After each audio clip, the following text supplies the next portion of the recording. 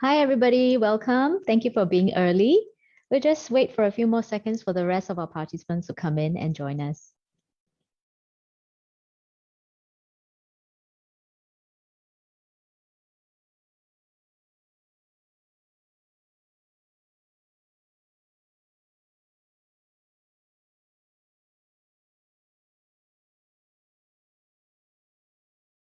Yeah, I can see more people joining us already.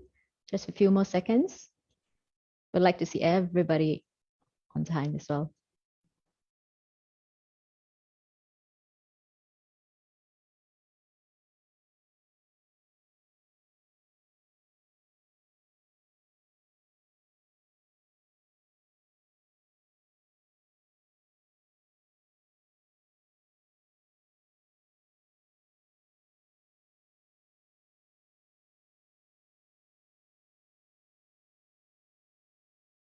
Great. We'll now start our Brown Bag Lifestyle series. Welcome and thank you for joining us. This is brought to you by HeadHunt in partnership with JIA Studios. Broadcasting live from LLI, we have with us Mr. Jackie Lai, founder of JIA Studios and council member of Singapore Interior Design Accreditation Council. Jackie will be sharing with us on the topic of future-proof designs for your home. Now, before I hand over the time to Jackie, please note that there is a Q&A function at the bottom of your screen. Please feel free to type in your questions at any time, and Jackie will address them at the end of his presentation.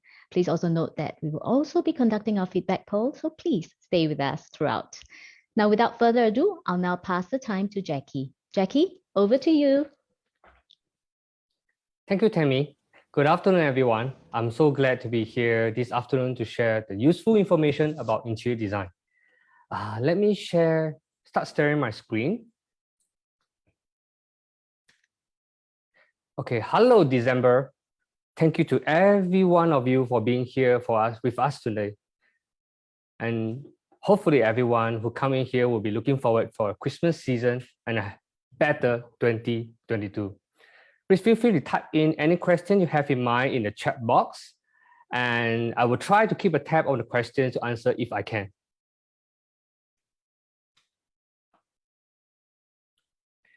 So my name is Jackie. I'm an interior designer, the founder of 2 design studios in Singapore, as well as a serving council member in Singapore Interior Design Accreditation Council. So as you can see, I'm also a member of Singapore Heritage Society, as well as a council member for Society of Interior Designers Singapore. I'm also honored to win some awards, and it would not be possible without the inspiration I received from my colleagues, as well as my clients, residential and commercial, who were supported in my ideas, with whom I have the deepest respect, and also from who have derived strength to challenge myself and hope to perform better in each stage. So as for me, I led JIA Studios LLP. It's an interior design consultancy that incorporates functionality and aesthetics for residential and commercial spaces who are keen to explore immersive and memorable experience. So without further ado, I will start my content of the day for a short 1-hour session. It will be a summary of a lot of ideas I would like to introduce. Because it's only 1 hour, I'll try to make it quick and try to make it as simple as possible so everyone can understand the basic future-proof threads, centerpiece, and the threads of engaging a good interior designers. So for future-proof trends, I believe many homeowners will be crashing their latest Pinterest, Instagram for their home, only to find themselves bored of it in a year. So I would like to introduce towards the lasting trends that can grow with us and look as good as in a few years as they do today. So for design centerpiece, I'll recommend some examples of centerpiece that can be a focal point of the space and the focus of a conversation, and a focus where you can have a good conversation with your friends and visitors who come to your home. And lastly is the threads of a good interior designers. So besides being a creative eyes and attention to detail for any designer I will employ, the interior designer must have empathy in designing for the user for the home, for commercial space, or even for visitors who come to your place. Okay, let's dive right into my first chapter of future-proof trends. Okay, so I have a short note on future-proof trends. Basically, I'll introduce 4 simple, basic categories where I will try to show some images and pictures of how I'm going to describe. So the first is blurring the boundaries between interior and exterior. Second is being minimalistic and being simple so that it can last over time. And third is then and how, incorporating vintage deco in modern space, especially in Singapore, is a place where there's so many cultures and religions. Sometimes vintage decors do play a very important part in our life. So lastly is the home office, the dual purpose for work, study, and living. Everyone faces this all the time. It's a very important factor that I should highlight to this because everyone have to work from home now. Okay, so first, like you see from the pictures, outside in blurring the boundaries between interior and exterior. So because of the pandemic now, more than ever, people have to stay indoors and need to go outdoors. So it's how amazing it would be to have the best of both worlds. So when we try to blur the boundaries between interior and exterior, seamless spaces will continue to be a huge request in the coming years. So research has been shown there is an uptick in the search for bringing the outdoors in. So the trend is definitely here to stay.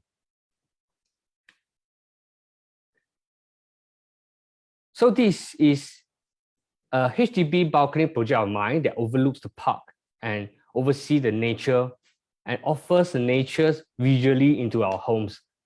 So this is a panoramic view of the landscape of the balcony. So it's possible for HDB unit to achieve this with a balcony. So this is a point block in Hougang, which I feel is so fantastic. I would like to share here. So with this image, you can see there's a mixture of textures of timber, stones, as well as greeneries, with ever-growing focus on sustainability and the importance of living green. It's no surprise there's increased interest in making our homes reflect the outdoors. So another advantage of going green is that it helps to decrease the number of pollutants released in the environment. So COVID-19, yes, led into a botanic boom in Singapore as more people become plant parents to relieve stress. So in line with Singapore's strategy, where the government starts offering seeds to all our families, the aim is to strengthen its food resilience. So more families can grow their own crops at home as well. So plants are nevertheless an aspect of interior design worth mentioning, as they are important allies for bringing health and quality of life to the indoors. They purify the air and absorb chemicals that are very common at home, like chemicals like formaldehyde or VOCs that everyone would see. This could be common in every household products, but we can try to minimize by the materials we use. So the common recommendation is to have a medium-sized plant in every square meter of the space. So it's like almost like every corner of the space, so it can purify every square meter with a medium-sized plant. So real plants do offer a beautiful backdrop at home, but since they need watering and care, if you do not have green plants, if you do not have the green hands, they may not survive. So many wonder whether they can get away with fake plants. Can they really pass as a real thing? So actually, fake plants have gone much better due to many factors, including the quality and technology of silk and other materials involved. So this is a short run through the common question that people ask regarding the difference between real and fake plants. Which is better? So how often are you at home? This is the very first question. If you travel very often, then there will be negligence of taking care of the plants. So of course, of course, over this period, besides the VTL, most of the people still stay at home. So this is the best time where people start growing their own plants. But you have to consider when you start traveling, do these plants, how do we able to take care of these plants when you're not around? Will a maid at home able to help you, or an elderly at home able to help you, or you have a neighbors, friendly neighbors who can help you take care of the plants? Of course, even the lowest maintenance real plants can be very challenging. So the second question is, do you have curious pets? Sometimes dogs and cats find familiarity and comfort. They like to nibble or real plants and digging in the shell, digging in the soil, stones that is part of the plants. So you can create a real mess if you are very playful. So sometimes those families with has pets, either you have to train them really well, or otherwise you have to keep away from them. Thirdly, what level of maintenance are you looking for? People may say fake plants are the low to no maintenance options. Of course, we assume they are, but actually fake plants do require regular cleaning because it will accumulate dust. So if you really have a huge growth of fake plants, it may even prove to be more time consuming because you have to clean it every 2 to 3 days. It depends on whether your house near to construction site or even near to the sea. It could even be costlier than a quick once a week watering of a real plant. Okay, so second category would be in minimal. Okay, as you can see from the pictures, it's bright, light, and almost white. So it's a simple line finishes that was well built and comfortable. So all these are meant to create a soothing and inviting space that has a timeless aesthetics. So minimalist is definitely here to stay. So with so much chaos and uncertainty driven by the pandemic, homeowners are always searching for uncluttered and well-defined spaces. I can see from these images from one of my projects, the house owner have a lot of requirements on how to shift from a bigger house to a smaller house. And with all this storage that he require, we have to make it as seamless as possible and put it wall mounted. As you can see from the pictures, I make it the storage is suspended so that it doesn't look as heavy as it looks. So going hand in hand, hidden storage remains a trend for all its own. As you see from the right, actually it's a vertical strips that hides a fridge. So this customer actually want a fridge in the living room, which is very functional because he can just open it to offer drinks without moving to the kitchen. So hidden storage serves a same purpose, making the house beautiful, well organized, and highly functional. So the third category, then and now. Then as in the vintage collections that is being brought to us to current times, like unique folding gates like what you see from here is a rare sight. I managed to come upon these houses where have existing metal grills.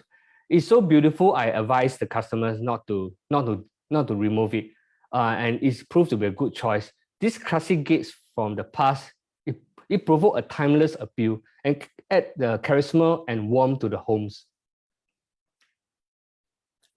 So incorporating vintage decor is here to stay, as pieces of specific era you love will always seamlessly incorporate into any rooms. So this is a combination as where we can actually fusion between a modern and the Oriental era, like you can see from the picture. So vintage pieces are very unique. So they are one of the kind finds. If some of them, it's so hard to find nowadays. We are encouraging the owners to keep, because it's one of the kind finds that can differentiate and elevate your design.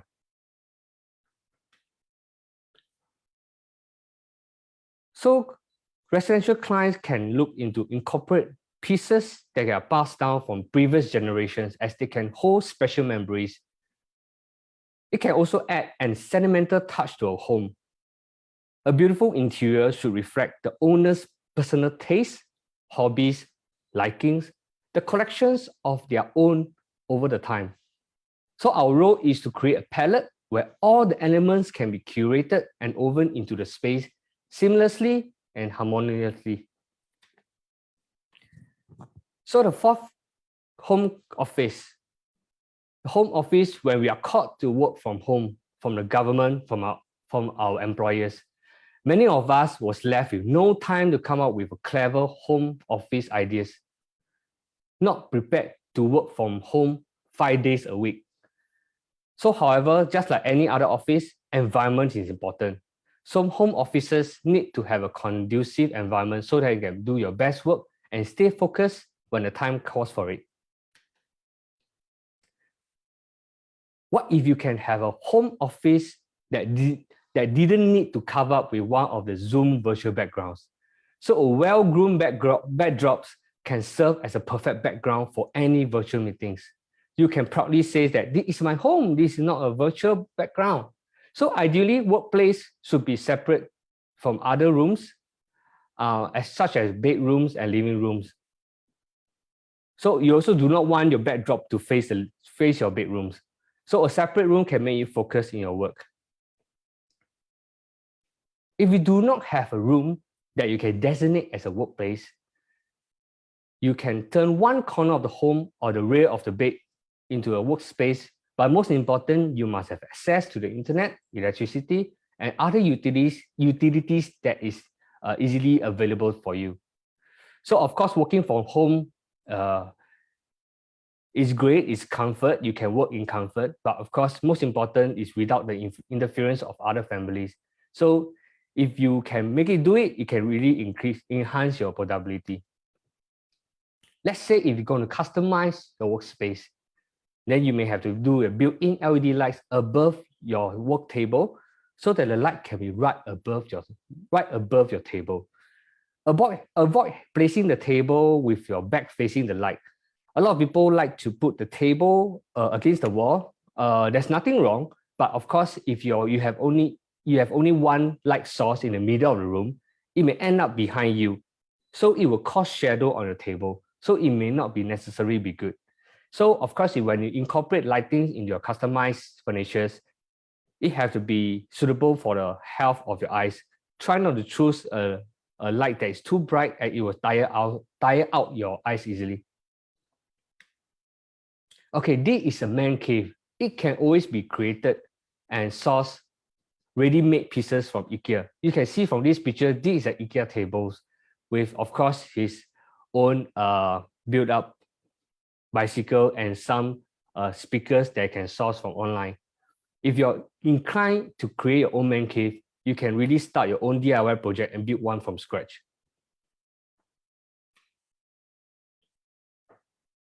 Because you're going to spend a long time in the workspace, in your workspace at home. So you have to select furniture that make you feel comfortable. As you can see from this image, it was done in a semi-dining setup. But most important is to use a good chair like Aaron chair from Herman Miller or gamer chair from Secret Lab.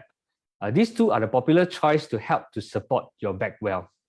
So for a table, make sure the height is suitable for you. Does the table comes with a drawer below? Some of the height for the leg room may not be sufficient. For people who like to fold their legs, a drawer below the table may not be suitable. Okay. Another option will be height adjustable table, HAT, which is easily available in the market. And you can source it from Shopee, Lazada, and even from Secret Lab. All this height adjusted table, some actually comes with an option that I can set the timing to remind you to stand up. So you do not need to sit all day long. Okay, next we go into the centerpiece design that can bring inspiration and food enhancement. In this chapter, we will approach the star of the room. So how to create a star for the room? This is the first thing the viewer's eyes should land when they enter the room. And this is an emphasis point in which how you can build your design. I will go through some simple design pieces from exquisite and to the simplicity. So suspended, decorated masterpiece water features, mirror features, and ceiling features. Okay, water mirror and ceiling can be something easily accessed, easily acquired from it's easily acquired either from online or it can be built easily from your contractors. So as you see on these images, I create a suspended, decorated masterpiece of lighting from the ceiling and highlight to be a perfect focal point for your design. So these lights are just like letting your space wear magnificent jewelry. It's like it gives you the exquisite feel and elegance of the room. Of course, this will depend on the space that you have and how long is your table. And next is the water feature. So just being around the water is a great way to improve our physical and mental well-being. So while it's simply not practical for us to move to East Coast or West Coast where the price are very high for the unit, there are many ways to incorporate water into a contemporary interior design scheme. For example, in addition, the water is a natural element that can promote the feeling of relaxation and calm. So using water features to connect with outdoor environment have many tangible benefits that will go well and go far beyond just aesthetics. So you can use water features to connect with the outdoor environment. So if you have a balcony, you can actually have a water features incorporate with your biophilia plants. Then you can make it. It can really make wonders. So modern life is always stressful at the best of time, and thanks to COVID, 2021 has been filled with additional challenges. So incorporating nature with water can achieve measurable improvement regarding the physical health. Mirrors can make wonderful statements in a given space. If placed at the right space, it can be a great focal point. Of course, we have to consider what are the spaces that is not recommended to put mirrors. Like for example, the end of the passageway or the moment where they open the door. It will look as if you see another person right in front of you. So feng shui aside, it is on practical reason, these mirrors shouldn't be the end of passageway. It should be commonly used as a dining feature or a mirror before you go out, or even living features where you can amplify the size of your living room. So this is one of my projects in Sentosa Cove that shows the progress of a customized mirror by the foyer. It was just a simpler foyer where I incorporate the water feature in, and you see the next page is the complete foyer project. It enables me to bring the outside in and create your own very indoor garden. As you see, the mirror are surrounded from the ceilings to the wall and to the entrance and the water feature below. It kind of creates a seamless transition from indoor to outdoors with decking with both outdoor and indoors. It doesn't seem like you're actually outdoors. So when we think of a focal point in a space, we often think of a masterpiece or colorful, wow, big paintings.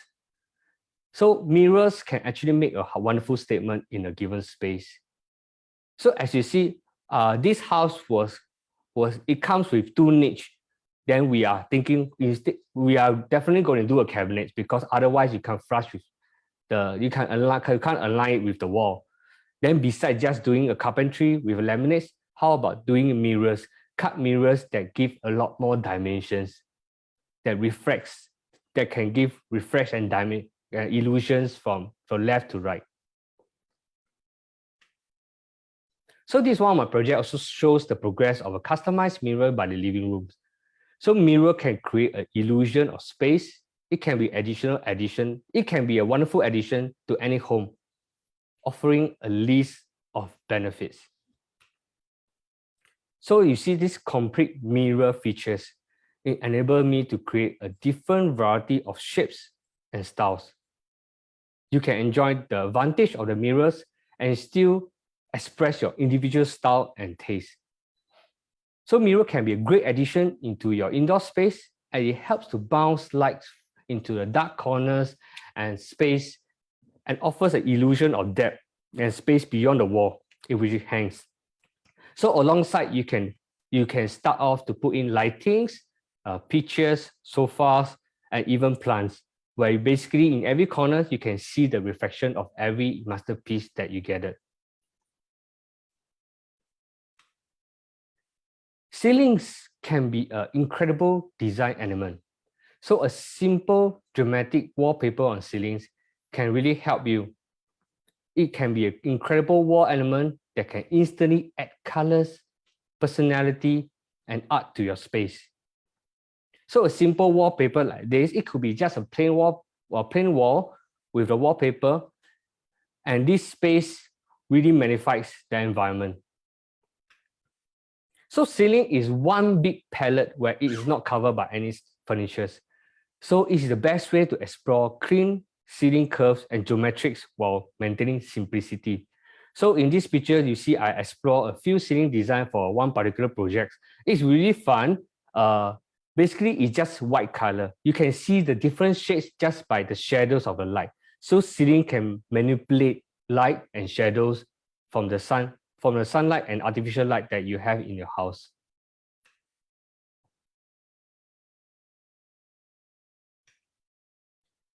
So luxury minimalists also stem from the idea that fewer items on display will equate to a less crowded space.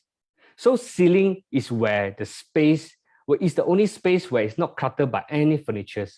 So ceiling is where the design and the form are appreciated in its glorious simplicity.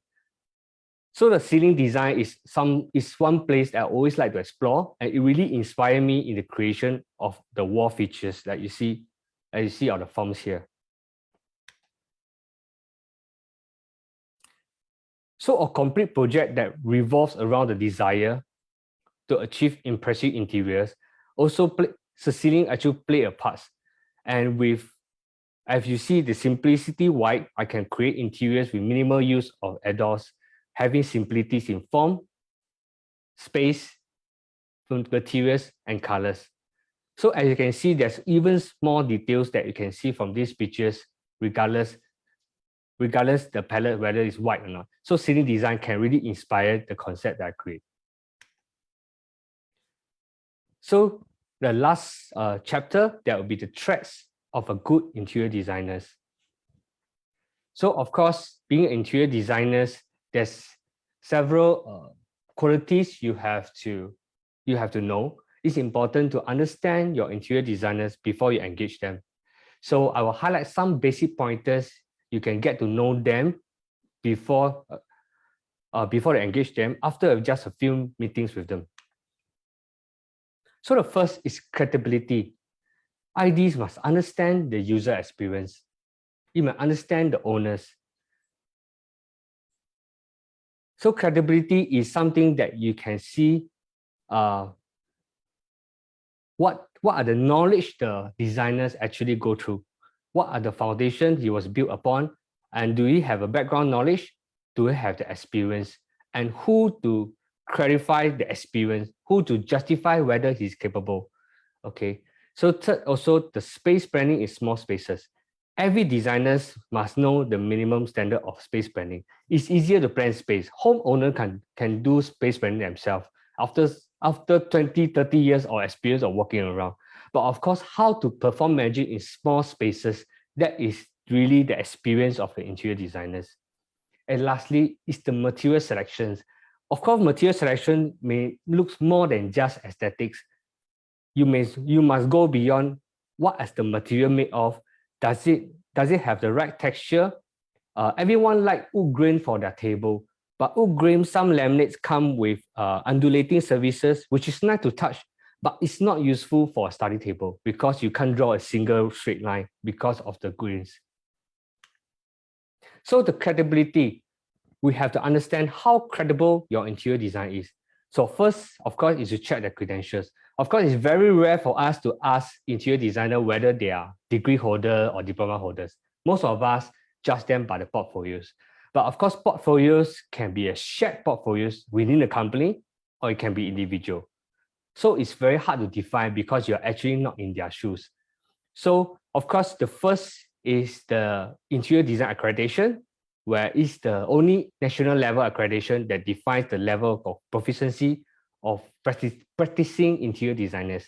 So the interior designer must be educated by recognized higher institutions in Singapore. There's a lot of institutions in Singapore that actually teaches interior design. Some is 3-month course, some is crash course, some is 6-month course. This recognized interior design institution actually offer 3 years course for interior designers. So there's a reason why students have to go through 3 years instead of those 3 months crash course organized by members of related background. Okay. So beside that, the accreditation also determine the numbers of years of experience and portfolio they require as interior designers. So this is a short link of the accreditation if you want to find more information. So if you're doing your HDBs, he must possess the HDB license. It's affirmation that to apply for HDB license, he need to have at least 3 year experience and at least 5 or more projects in landed or condo private properties before he can actually acquire a HDB license to do your HDBs. So of course, you can see a lot of contractors start coming to the mainstream saying that they are HDB license. Try to see their HDB license, does it reflect to the actual person doing, to their bosses or to the company you are signing contract with. There's a lot of rumors of borrowing HDB license all around Singapore. So of course, it's very hard for HDB to register to administrate this, but it's the responsibility of homeowners to go through checks. So to check if your interior design is HDB registered, you can do a search here. It's the hdb.gov.sg. Then you can look for the contractors. You can find a list panel over there. So even if the company have 20 designers, most important, the contract that you sign with the company must possess the HDB license. So of course, there's Case Trust and RCMA. RCMA is a renovation contractor accreditation scheme. So it also offers the minimum number of years and the quality they have to achieve. And certain reviews are also being factored in it. So for the Case Trust, of course, if you have a added assurance that when you even if you have any complaints, they are not eligible for Case Trust anymore. So they have the accountability, deliverables, and must have a good reputation. So the user experience. So we conclude the credibility. Besides that, the interior designers must understand the users. You must understand whether there's elderly in the family, there are young kids in the family. The most important is even for a young couple, what is their 5-year plan or 10-year plan? If they're going to have children, which is naturally everyone should have a children, there must be a room catered for it.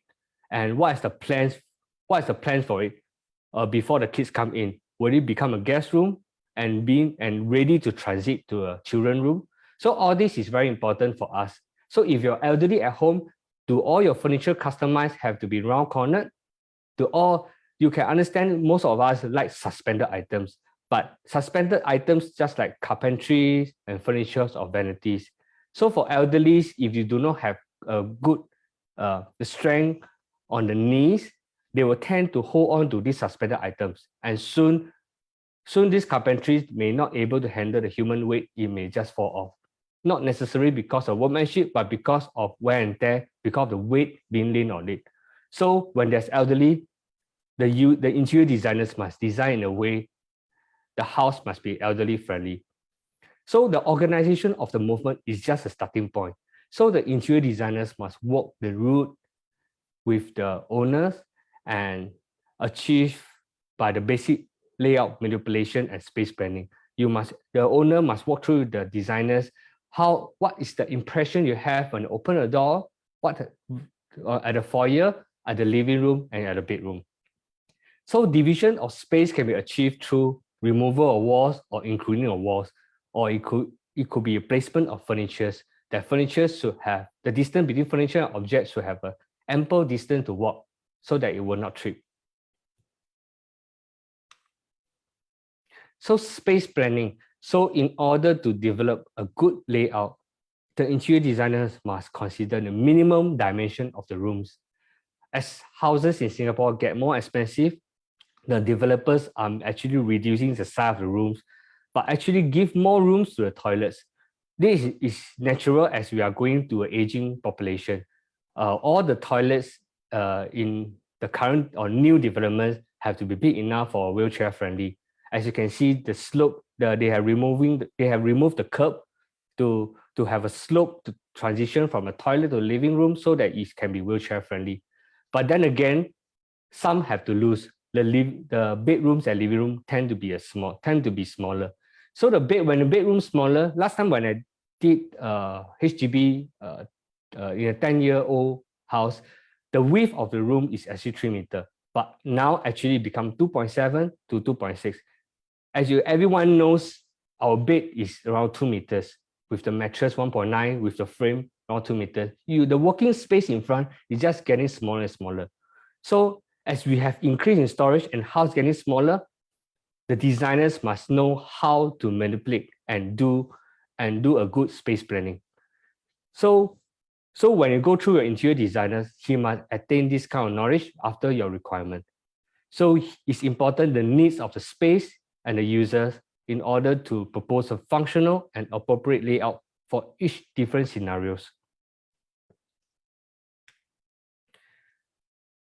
So ergonomics, interior designers must pay attention to the comfort conditions. So you need to have the basic knowledge of lightings, soundproofings, air circulations, air conditions, as well as acoustics, sound acoustic within the rooms. Of course, if they're children, sometimes there are times where you have the whole family have to keep quiet, the door have to close very shut, have closed very soft so that you will not wake up the children. So in this kind of lifestyle, how interior designer can improve the soundproofing for the families. So ergonomics is very important because it dictates the best dimensions for furniture and objects. So beside that, you have to specs the kind of coatings and materials that give the most visible and superficial part of the interior design.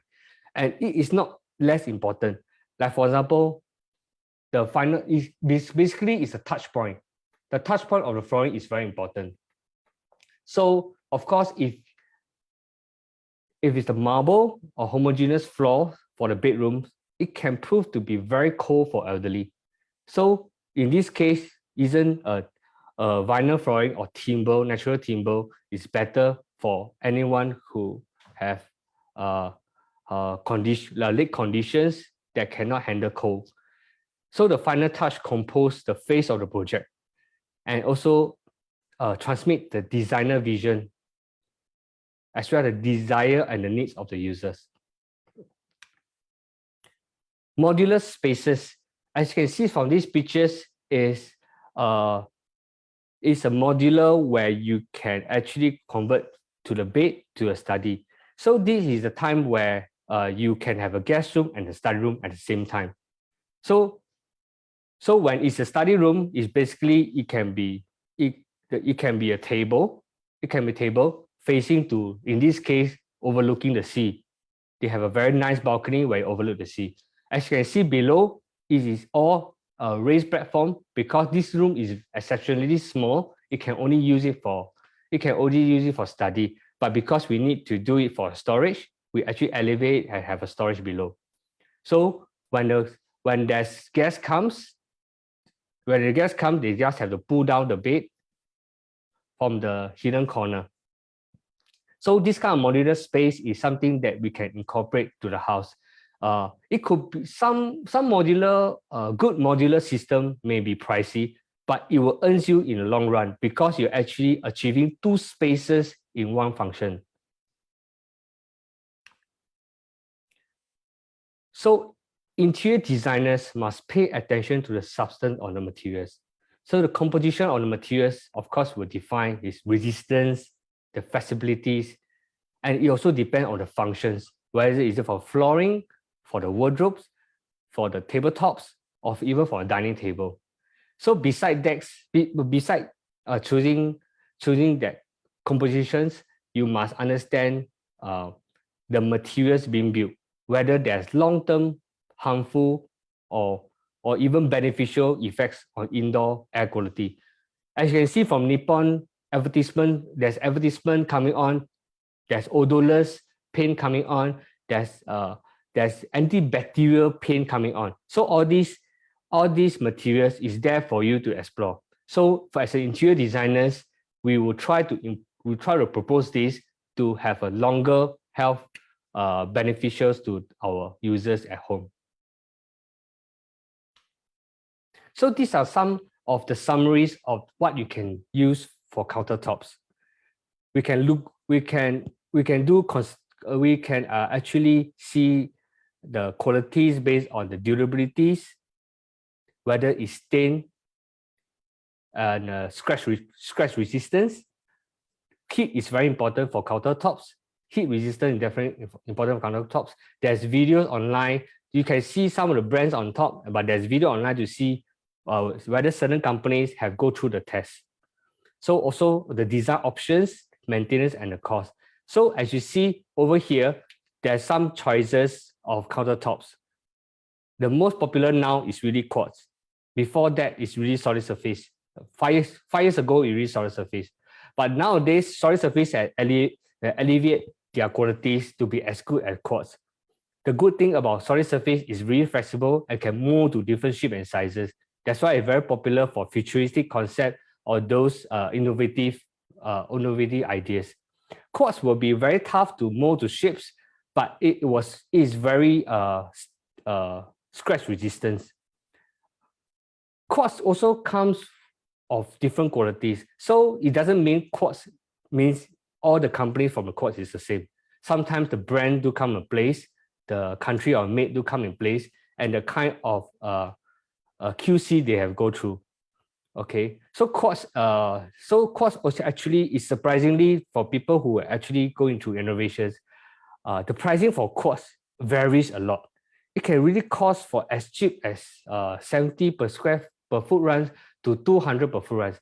It's really like 3 times the price for the entry level of the quartz to the high quality of the quartz.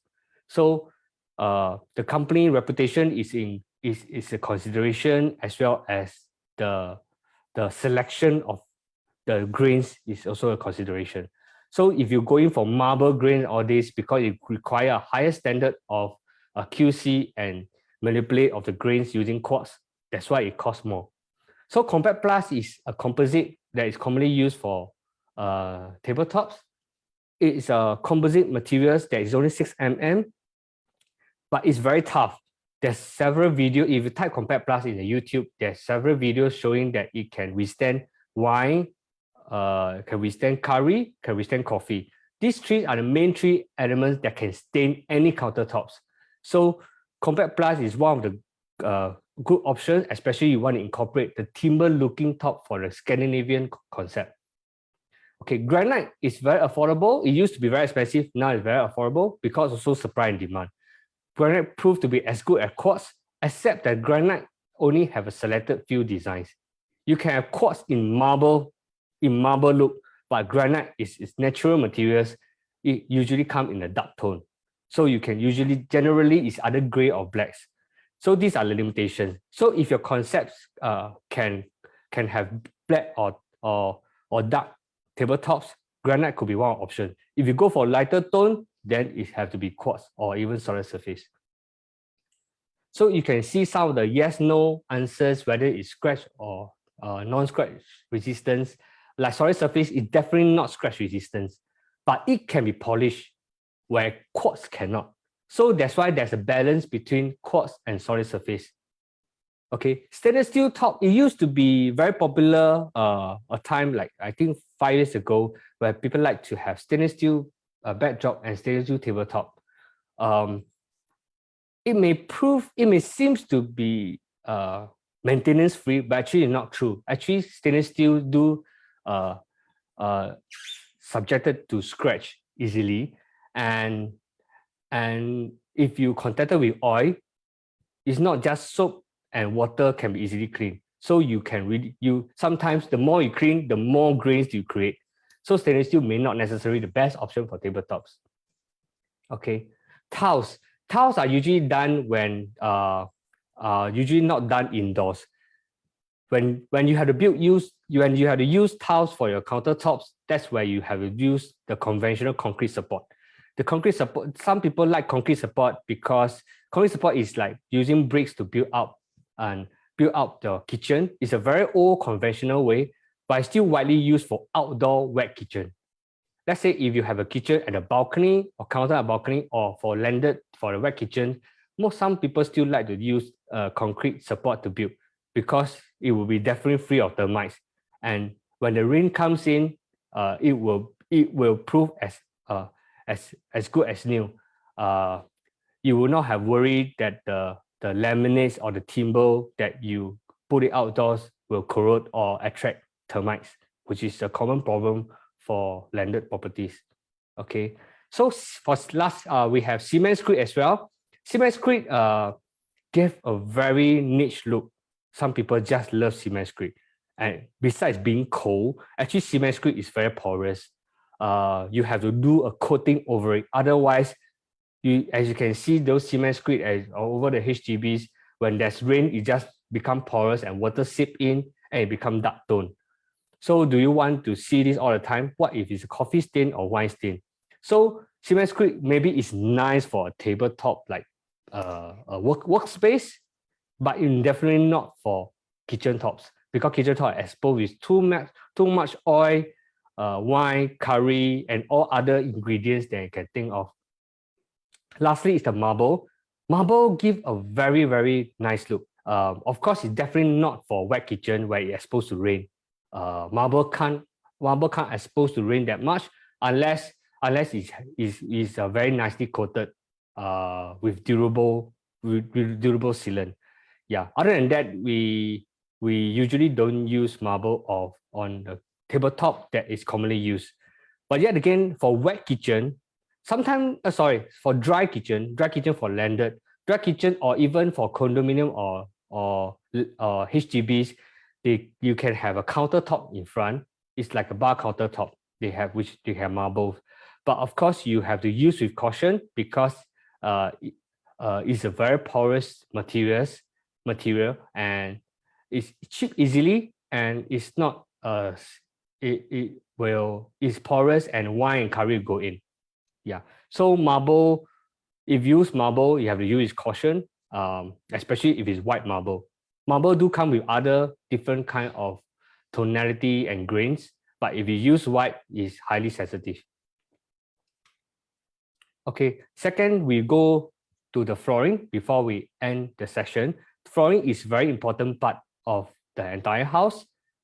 We work on it every day. So besides, we have to learn about the installation, how it's being done. Installation is important because let's say if you're going to maintain or something is being cheap, how are you going to replace in future? Do ID knows about it? And does it involve a lot of work just to remove one part of the tiles or even vinyl flooring? Okay, stain and scratches is very important. You have to consider this because especially if you have children or especially if you have pets or cats, we have sharp nails. So there's a lot of design options and how we're going to consider in terms of maintenance and cost. So vinyl flooring is very popular because it's easily replaceable and it's not costly and it gives a wood timber feel. Yeah. And the good thing about vinyl flooring that I like to introduce for elderly is because when you fall, the impact is not hard. It's kind of soft when you fall. So some of the gym area, some of the, like for example, a home gym space is now so nice to have vinyl flooring because it can absorb it's on rubber texture. It can absorb the impact. So a lot of vinyl flooring also come with a non-slip properties, so that for elderly, even if there's water spill, it will not fall easily. Okay, so vinyl can be easily done by overlaying existing floor. So let's say if you get an existing unit, you do not want to spend a bomb removing all the tiles, vinyl is a very good option. Okay, then we go the next option, the porcelain tiles. Porcelain tile, definitely you can do overlay, but it will increase the thickness definitely higher. So you have a shorter ceiling by maybe a 1 to 2 cms. But porcelain or the tiles floorings, it's definitely durable in terms of water resistance and the durability is definitely is much more than the rest. Where vinyl flooring, if you submerge its water, it will still be damaged somehow. Yeah. So tiles, even though tiles is cheap, but tiles comes the rate here, the starting cost here doesn't include the label and the materials, sand, cement that combines together. So actually, it amounts to like $12 to $15 per square feet. Okay, where vinyl $550 is include installation. So it can be misleading in the starting cost here, but you have to understand, using tiles, it will cost $12 to $15 with the high labor in Singapore. So then we call about hardwood. Hardwood definitely is the most expensive among the 6 of them. It's really a solid wood, can be as thick as 20 mm. So not so much advisable in HDB because we already have a limited height. Beside this being expensive, it actually increased the height by a lot. And before you do that, you need to lay an overlay of plywood. So actually increase your height by quite a bit. And it requires polishing and grinding as well. Okay. Then we go by the engineered wood. Engineered wood is it looks real from the top, but actually plywood on the bottom. So in terms of the 20 mm, only probably 3 to 5 mm is real. The bottom is just plywood. So as what you actually see is just the top. So it will look as good as a real thing, but it's only cost $20 per square feet in this case. So laminate flooring is not so popular now because it's not water resistant. So in Singapore, we rain all the time. We forget to close the windows. Rain will just come in, and the whole laminate will just because it's made of fiberboard, it actually will swell up, and the whole thing have to change. So laminate it used to be a very popular before vinyl comes to the market. Now when vinyl comes to the market, laminate is kind of no one want to push it because you require a lot more maintenance and not resistant to water. Okay, lastly is the marble. So of course, marble is a luxurious selection among all. What you see here is 20 per square feet is also just the labor. Okay, so if you include the installations, it's around $30 and marble is not just this cost. Let's say if you're going to choose white marble per se, white marble, as I highlight as a countertop, is very porous, sensitive to basically anything that's dark, soya sauce, wine, whatever you can name it. You need to include a very strong sealant, 6 sides of the marble. You know, a rectangle, you know, beside 4 sides, there's 6 sides. So you have to put sealant off 6 sides, is additional cost actually. Then after that, so actually when you lay on it, every single piece has to be sealed. And before that, you need to do good waterproofing for the floor because marble is so porous, especially in landed, moisture comes from the ground very often. So you have to consider wall, floor, moisture, everything waterproofing. So of course, luxurious really pay a price. Marble do give a very nice grain and overall luxurious feel, but the cost behind it is definitely very high. I hope this concludes on the flooring and the counter materials. So how is anyone available? Okay, let me go into, I would like to open the Q&A portal. So feel free to text in your questions and I will answer to my best ability. Okay.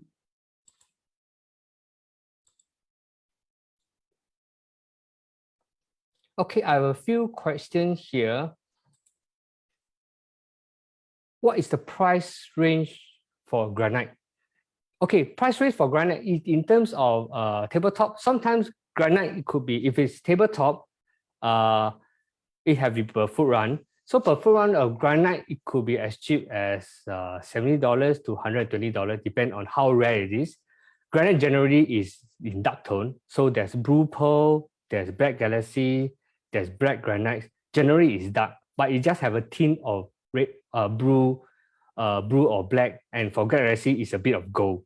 So it depends. Actually, the price is determined by the supply and demand. So those you want a bit special, generally is higher.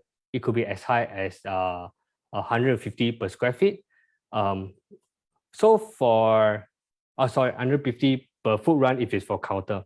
So for flooring, generally, not a lot of people use granite for flooring,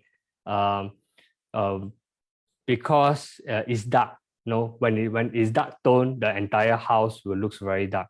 It used to be very popular, but because houses are getting smaller, we don't want to have a dark flooring. So granite is not so popular for dark flooring. But for the tabletop, yes, because it's already dark, any white stain whatsoever dropping, you basically can't see. So generally, it's a very good choice for tabletop. Yeah. So granite, yes, as I answer, it range from really 70 to 120, depend on the choices. It usually come with installation, so you don't have to worry with the usually don't have to worry with the tabletop price. Okay, so I have a second question by FH Chu. Okay, thank you for your question. Regarding the flooring, how about the pros and cons of compressed marble? Is compressed marble the same as terrazzo? Okay, you put as terrazzo. Okay. Okay, compressed marble is very unique now because it used to be very trending in the old time, where we can actually curve up the skirting and give a very nice character. So no one actually not a lot of people do that now, but somehow it can't, as I say, vintage somehow still somehow do kind of come back in a way. People are trying to look back and try to get back the old feel. So compressed marble kind of came back to the market. So compressed marble, it's basically pieces of marble compressed and create a slab. So to me, it's a good sustainable products. The pros definitely is environment friendly. It's still a marble, and it can actually polish. The cons, basically it depends on the selection of the compressed marbles. It's limited, probably just 4 to 5 choices, but actually because of the trend coming back, there's actually a lot of homogeneous tiles start to mimic compressed marbles and actually give the exact feel. So actually you can actually look for tiles even for Hafari or places like Sumbi Hua. You can able to see compressed marble in tiles forms. Yeah. So compressed marble, is it the same as terrazzo? It's actually not entirely the same, but of course, terrazzo to me is more on a matte feel, where the compressed marble is on a shiny feel. So terrazzo, I myself never used terrazzo before. So of course, I may not be able to answer the quality of the terrazzo. It's not that often, it's not as common, but if I manage to use it, I can really explore and let you know. Thank you so much.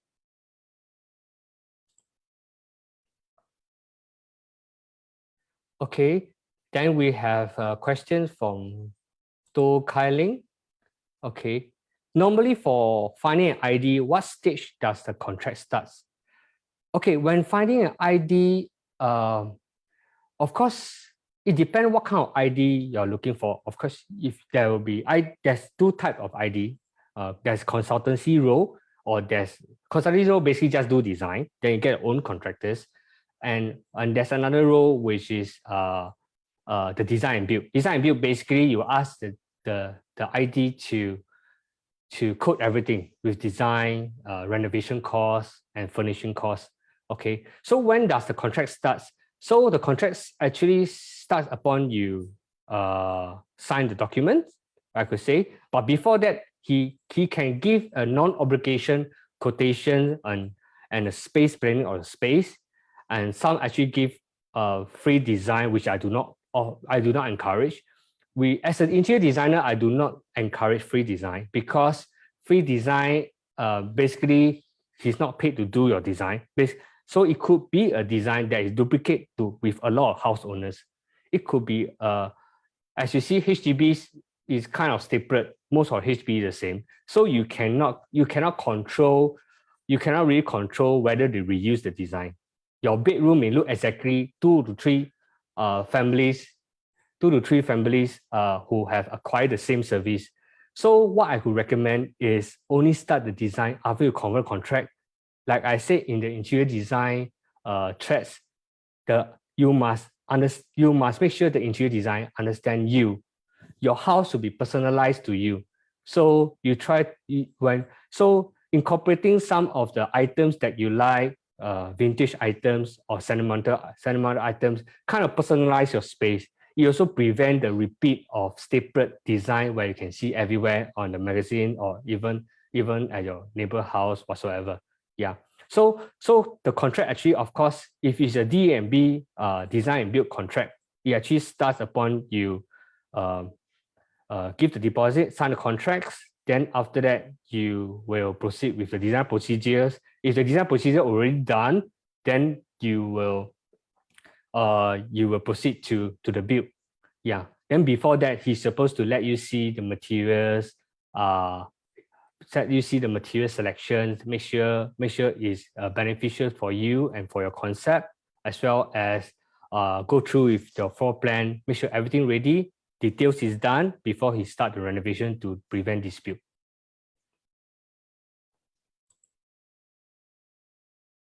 Okay, so I have some more questions. I have a good To Carling. I have a good granite top, but the bottom of the cabinet is rotting. What advice do I have?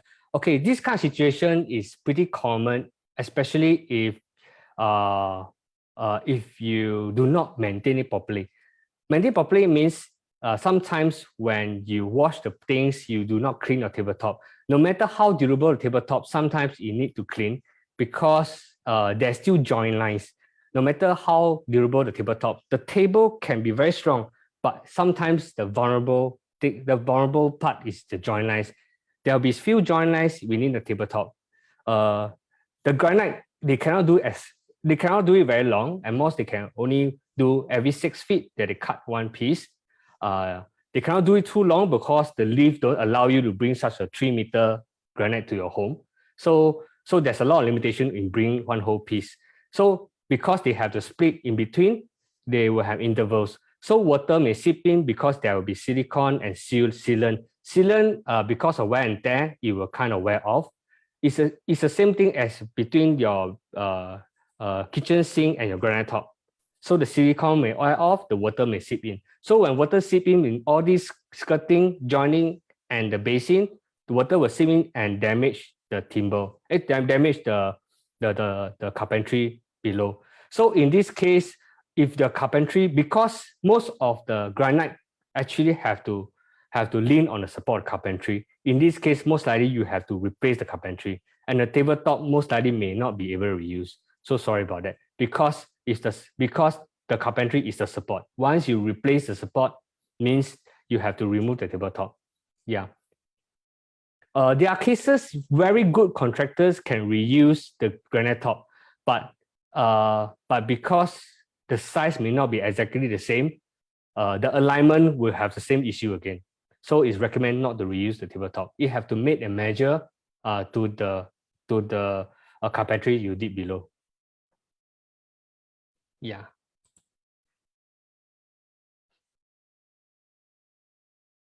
Okay, so I have another question from Evelyn Bock. Why is there a rental price difference between the room just rooms between a 4-room bedroom and 5-room, even though there's only 3 bedrooms for both. Of course, okay, rental prices difference have a lot of, it depends on the packages. Is it a packages that he proposed to you? If the packages involves any other area, of course, he will factor in the square area. The room generally should be around the same size.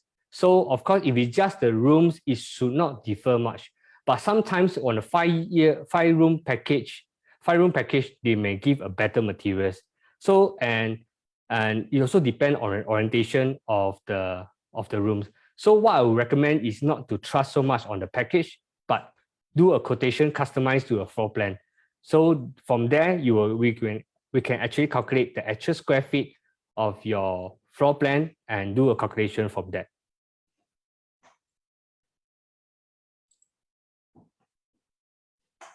Okay, I have another question for Lu Wei Ling. Can parquet floor still common, same as solid wood flooring? Is it costly to repair parquet flooring, gaps and fading? Okay, parquet floor is still common because among the solid timber, parquet floor is still the most affordable. It's very popular among the developed because it can promise solid timber floor. Timber floor itself have wide varieties. There's those really ash, walnut, solid timber. But of course, parquet floor is the entry level thick floorings. They have a very wide price range. Why the price range is wide? Because there's a short strip and there's a long strips. Same as a timber wood flooring because of we on aircon and off aircon and humidity is dry and wet. All these conditions in the environment that we stay in allows the timber to expand and contract. So because of expand and contraction, the gaps will, because they are actually eventually they are natural timber, they expand and contracts. Then because of that, they create a gap. So when they create a gap, all the sealant in between start to open up. So in this case, you may have to repolish, resand, fill out the gap, and revarnish again. So have to sand, fill up, and varnish again. Yeah. So same situation like solid timber wood. It's just that solid timber costs more, but parquet flooring is easier to do maintenance. Yeah. Okay. Looks like our time is running out. So thank you so much for all the questions. I would love to really answer every one of you, but we already reached out the time. So I thank you so much for coming here. I value all your questions. If you have any more questions, please feel free to okay, give me 1 minute.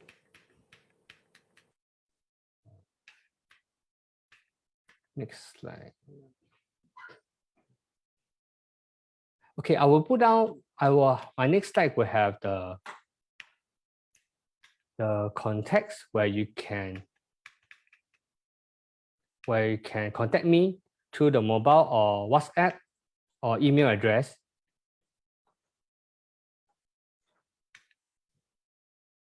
Yes, yeah.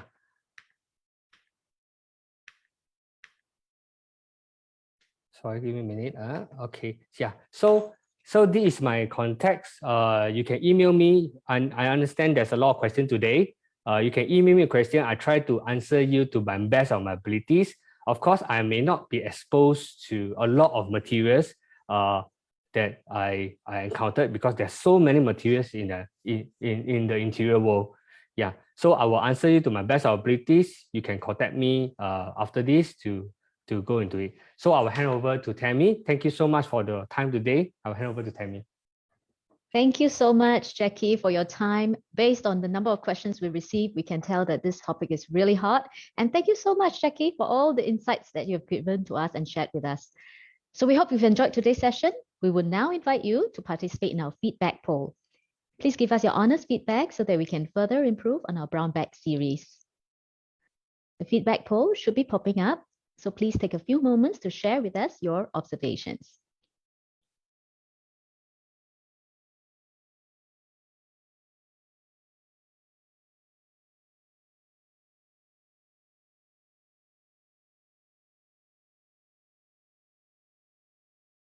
Your feedback is so important to us, so we really appreciate you taking time to do this. We just wait for a few more moments.